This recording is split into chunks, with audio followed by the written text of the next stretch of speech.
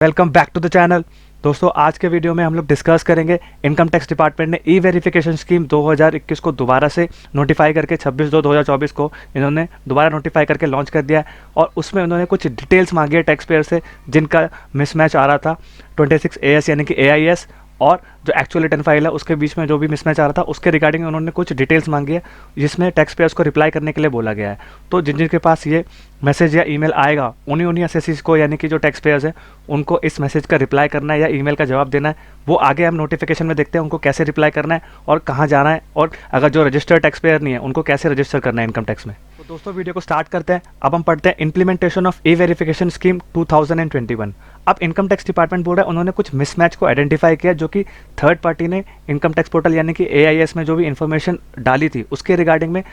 उन्होंने कुछ मिसमैचेस को आइडेंटिफाई किया इंटरेस्ट और डिविडेंड से रिलेटेड। यानी कि जो भी आपको ईमेल और मैसेजेस आएंगे वो सिर्फ इंटरेस्ट से रिलेटेड पूछा जाएगा और डिविडेंड से रिलेटेड आपसे सवाल आपसे रिप्लाई सबमिट करने के लिए बोला जाएगा। अब टैक्स पेयर जो है टैक्स पेयर को उनको रिस्पॉन्स करना होगा कंप्लायंस पोर्टल में जाके, जो भी ये आपका ई पोर्टल incometax.gov.in पे जाके आपको रिकन्सिलेशन को मिसमैच को आइडेंटिफाई करना है और उसको सबमिट करना है। अगर आपका ठीक है तो आपको उसको येस करना है, और यानी कि अगर आपका तो मिसमैच है तो आपको तो नोटिस ऑलरेडी भेजा जाएगा यानी कि ईमेल और मैसेज भेजा जाएगा। उसको आपको मौका दिया जा रहा है कि आपको दोबारा से उसको ठीक कर लीजिए जिससे कि आपको सेक्शन 133(6) यानी कि उसका नोटिस ना आए और आपसे सारी की सारी दूसरे सेक्शन में भी डिटेल्स मांगी जाए। अब टैक्स पेयर को इन्फॉर्म किया जा रहा है कि मिसमैच के थ्रू, यानी मैंने आपको बताया था SMS को और ईमेल के द्वारा जो कि इनकम टैक्स पोर्टल पे आपको अवेलेबल हो जाएंगे। अब यहाँ पे उन्होंने वो बोल रहे हैं कि जो अब इनकम टैक्स डिपार्टमेंट जो बोल रहा है, यहाँ बोल रहा है इनकम टैक्स डिपार्टमेंट ने कुछ आइडेंटिफाई किया है mismatch between information receive from third party on interest and dividend. Income tax जो भी रिटर्न फाइल हुई है उनके मैनी केसेस में क्या हुआ है और जो इनकम टैक्स रिटर्न फाइल नहीं हुई है, अब क्या करें उनको रिकनसाइल करने के लिए मिसमैच को उनको फंक्शनैलिटी दी गई है कि ई पोर्टल में जाके कंप्लायंस पोर्टल में जाके आपको ये रिप्लाई को सबमिट करना है और मिसमैच को जो है आइडेंटिफाई करना है और रिकनसाइल करना है। अब ये जो इन्फॉर्मेशन और मिसमैचेस जो भेजे जाएंगे वो फाइनेंशियल ईयर 21-22 और 22-23 से भेजे जाएंगे, जो कि आपको कंप्लायंस पोर्टल में जिन जिनके पास जो भी एसएससी टैक्स पेयर्स होंगे उनके पास जो भी ईमेल्स या मैसेजेस जाएंगे उनको ऑलरेडी ये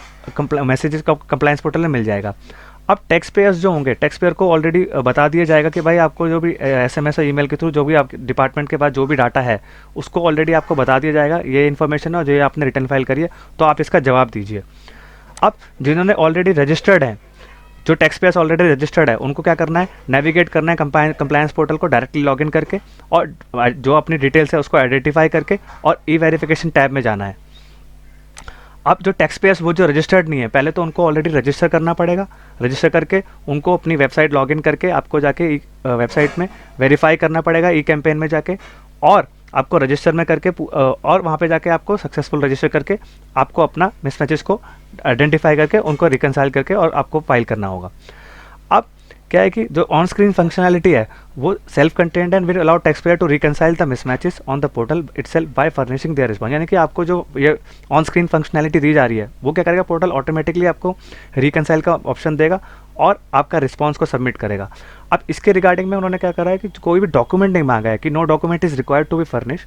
ये क्या है कि ये प्रोएक्टिव स्टेप लिया गया है डिपार्टमेंट के द्वारा जिससे कि टैक्स पेयर्स को अपॉर्चुनिटी दी जाए कि भाई आपसे जो गलतियां हुई हैं उसको आप सुधार लीजिए जिससे कि आपको सेक्शन 133(6) का यानी कि आपको जो भी आपसे डिटेल उसका नोटिस ना आए और आपसे कोई और अदर सेक्शंस में आपसे डिटेल्स ना मांगी जाए। ये सिर्फ एक कम्युनिकेशन है। अब कह रहा है कि in case the tax payers has disclose the interest income in the ITR under the line other source, यानी कि अदर सोर्सेस में जो सेक्शन आता है इंटरेस्ट पोर्शन का, अगर आपने किया है डाला इंटरेस्ट तो उसके रिगार्डिंग में आपको कोई भी मिसमैच की रिपोर्ट नहीं से रिस्पॉन्ड नहीं डालना है। The set mismatch will be resolve by the own, यानी कि आपको जो इंटरेस्ट का जो आपका है वो ऑलरेडी वो रिजॉल्व करके वो कंप्लीटेड दिखा देगा। But the tax payer who have unable to explain the mismatch may consider the option of furnishing and updated, यानी कि जिनका जो भी मिसमैच अगर वो एक्सप्लेन नहीं कर पा रहे हैं कि ये क्यों आ रहा है आपका मिसमैच, तो उनको क्या करना है, अपनी अपडेटेड रिटर्न सेक्शन 139(8)A में आपको फाइल करनी है अपडेटेड रिटर्न